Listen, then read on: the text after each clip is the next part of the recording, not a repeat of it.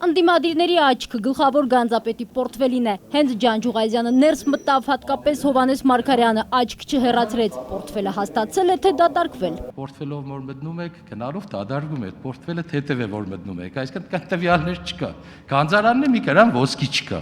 Գլխավոր գանձապետը բանավեճի մեջ չմտավ, չսկսեց պորտֆելի պարունակությունը նկարագրել։ Օեկականը միևնույն է փորձում է փորփրել, որ տեսնի պետական պարտքը երբ կմոտենա վտանգավոր սահմանին։ Իր ասածը Օեկականը փաստավավերագրություն է անվանում։ Երբ մենք կհադենք այդ սահմանագիծը եւ այլևս չենք համարվի նվազ պարտքի բեռ ունեցող երկիր։ Իսկ դուք ուզում եք, որ մենք մոտենանք վտանգավորության սահմանին, թե ոչ։ Կարծում եմ, որ ոչ։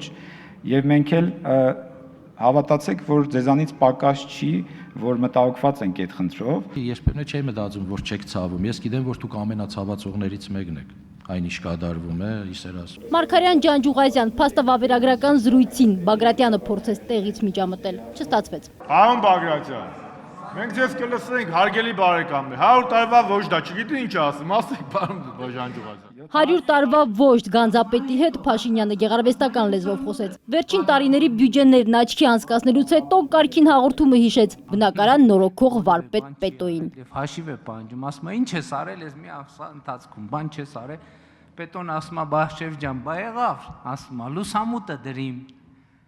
Ասում է հետո հասկացանք, ասում է լուսամուտը դրիմ։ Ասում է լավ հասկացանք, հետո ասում է լուսամուտը դրիմ։ Դնելու պահին վերևից գյաջմա ջեր թափվել, պադագոլնիկին, բան եմ, սղագրել եմ, էլի։ Էտի սիրուն հավքիմ, մաքրիմ, լվացիմ, պլպլցրիմ ու պատուհանը փագիմ, հիմա նայում ես վախ։ Նույն Պետոյի առոգանությամբ էլ բյուջեի ծրագրերը նկարագրեց։ Բյուջեի կատարողակը մեզ ասում է,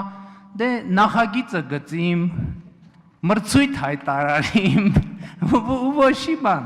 միջազգային մրցույթ հայտարարիմ,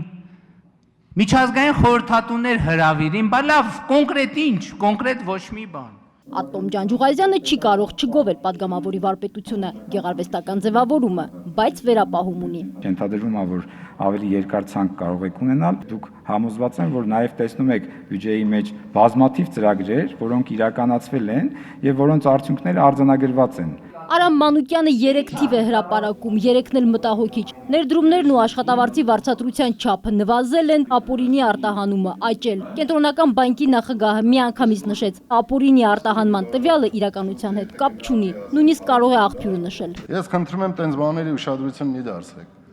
որովհետև արդեն իսկ աբսուրդ է այդ ասածը, էլի, ես ուղղակի օրինակով դա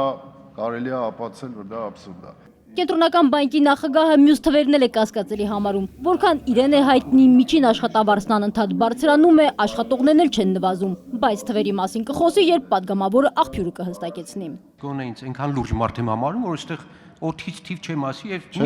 ասում։ միշտ ձեր թվերով եմ ես ձեզ խեղճացնում։ Նախ ես չեմ խեղճանում ձեր հարցերից, առաջինը ասեմ այդ, ու երբևիցե չեմ խեղճանում։ Երկրորդը էլի ասում եմ, որ այն երրորդ աղբյուրը կասկածելի աղբյուր է, ես խնդրում եմ այդ աղբյուրի վրա հղում մի արեք, ես դա կարող եմ ապացուցել, ուզում եք գրավոր, ուզում եք բանավոր։ Տիգրան Ուրիխանյանը Կենտրոնական բանկին նոր տեղակալի նշանակումը հիշեց, ակնարկելով. Կենտրոնական բանկը չի պատրաստվում անցնել տնտեսման արտակարգ ռեժիմի։ Արթուր Ջավադյանն էլ հիշեցումներով խոսեց։ Հնարավորինս տնտեսվեն պետական փողերը։ Նախ մենք անկախ ենք կառավարությունից, երկրորդը մենք չենք օգտվում բյուջետային միջոցներից։ Տեղակալի ինստիտուտը ստեղծելով մենք մեր այդ մասով որևէ նոր ծախս չենք ստեղծել։ Բյուջեի մյուս կատարողականին գլխավոր գանձապետի պորտֆելը գուցե մեծանա։ Պետությունը սկսում է վերականգնել ոսկու պաշարը։ Բանակցային փուլից անցնում են գործնականի ու գործարանի կառուցման։ Երկու ընկերության հետ հիմա աշխատում ենք, որոշակի աշխատանքներ տանում ենք կապված ապագա այդ գործարանի շինարարության հետ, արդեն իսկ ավարտել ենք նախագծական աշխատանքները, արդեն տեղը ունենք գործարանի, դա նշանակում է, որ մենք լայնամասշտաբ սկսելու ենք ոսկի գնել ոսկի արտադրողներից, ակնհայտորեն, որ մեր ռեզերվները կսկսեն ավելանալ։ Որ ընկերության հետ ինչպես ավարտվեցին բանակցությունները, Կենտրոնական բանկի նախագահը խոստանում է տարեվերջին խորհրդարան գալ նորություններով, բայց հիմա էլ հստակ հայտարարում է, կառուցվող գործարանի արտադրանքը կտեսնենք եկող տարի։ Շակե Ղազարյան, Խաչատուր Եսայան, ժամը լրատվական։